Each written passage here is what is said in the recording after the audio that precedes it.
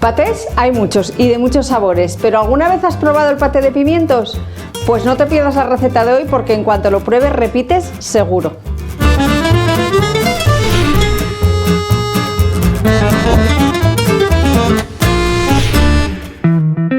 Para hacer un paté de pimientos, obviamente vamos a necesitar unos buenos pimientos del piquillo, pero toma nota que te cuento todos los ingredientes.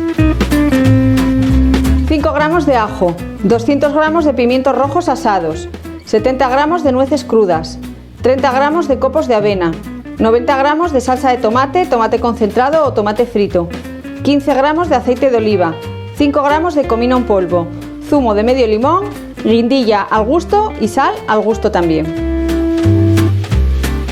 Esta es una receta tan difícil de hacer que lo único que tienes que hacer es echar todos los ingredientes en el vaso de la batidora y batirlo, no hay más.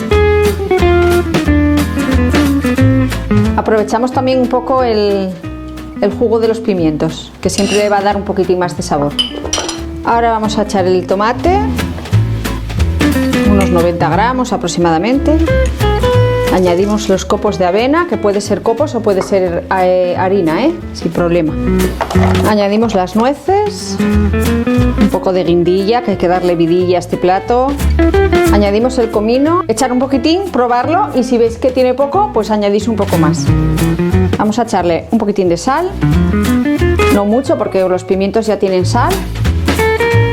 Vamos a picar un diente de ajo, voy a trocearlo en 2 o 3 trozos para que la batidora lo agarre bien. Creo que no lo voy a echar entero porque este es un poco grande y el ajo también sabéis que es bastante potente. Y ahora vamos a echar un poco de zumo de limón. Nos falta darle el toque de pimienta y un chorrín de aceite.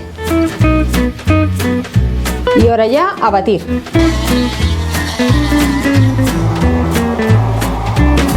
Bueno, ya veis lo facilísimo que es hacer este paté. Y además este es de los patés aptos para todo el mundo, para veganos, para celíacos, para intolerantes a la lactosa, para todo el mundo.